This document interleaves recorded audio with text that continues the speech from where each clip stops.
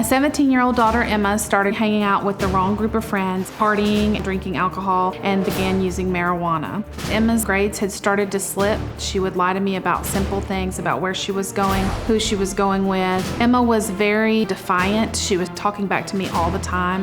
In February of 2018, I found out Emma was sexually active. Emma did not have a regular boyfriend, so it was very hard to hear.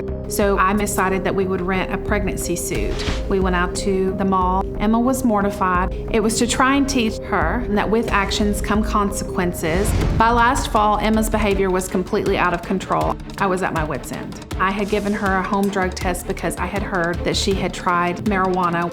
Emma tested positive. I removed her phone from her and told her she was grounded for 30 days. My daughter's boyfriend was 17. I later found out that he was 20. I told Emma she could no longer speak with him or date him at all. 3 days before Emma's grounding was over, I woke up in the middle of the night, knocked on her door, and she said, "What?" And she sounded way too awake to be able to be half asleep in the middle of the night. So I said, "Let me in." And then I walked over to the closet, and when I opened it, I was startled to see Emma's boyfriend. I said, "Get out of my house right now." He ran out the door. I was pissed. I found the burner phone. As I started reading the messages, it seemed that he had been sneaking in for about 2 weeks. And then I lost my and what I did next was outrageous. Well, it certainly was outrageous. Listen to this. Everybody that's on Emma's new Snap and covering for her, guess what? At 2:30 this morning, I found in her closet. So unless each of you want me to come after y'all and go to your parents and tell them that y'all are doing, you better back the off. My kid's not going down. She's not going to be found dead in a ditch. She's not going to be on drugs like half of y'all are. I'm over it. I'm over your little bad trying to be adults when you're only 16 years old. And the 20-year-old who's my kid. She's 16! You sick. That's a felony charge.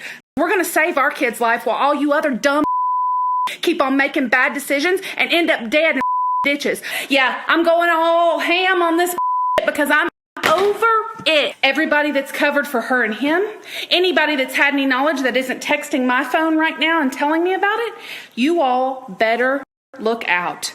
I mean, you all are the dumbest bitches I've ever met in my whole life. I don't understand. You all think you're lined with gold and you can just go out and do whatever you want to do? You're crazy. I'm done with your parents can do whatever and let you all keep on being bad, but that's not where my kid's gonna be.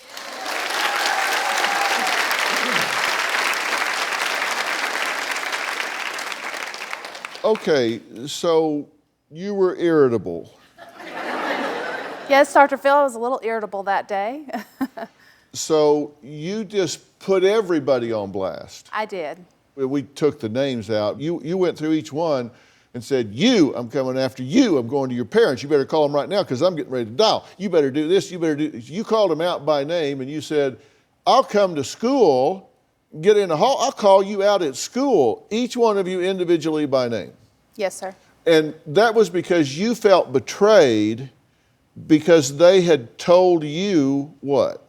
What had happened was she was hanging out with these girls. In order for them to hang out with her again, they had called me, like one of them called me on the phone and said, we made a bad decision. We won't do that anymore. I will, let you know if she starts making bad decisions, things like that.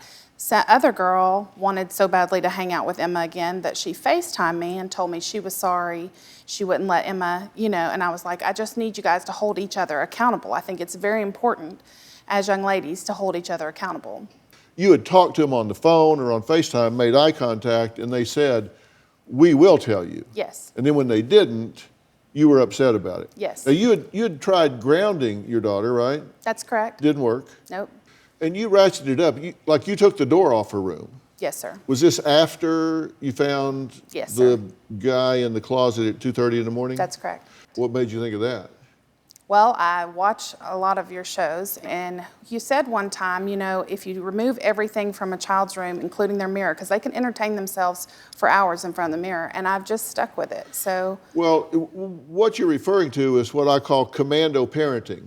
I say if they're behaving in an abusive way, then you break it back down to the fundamental core.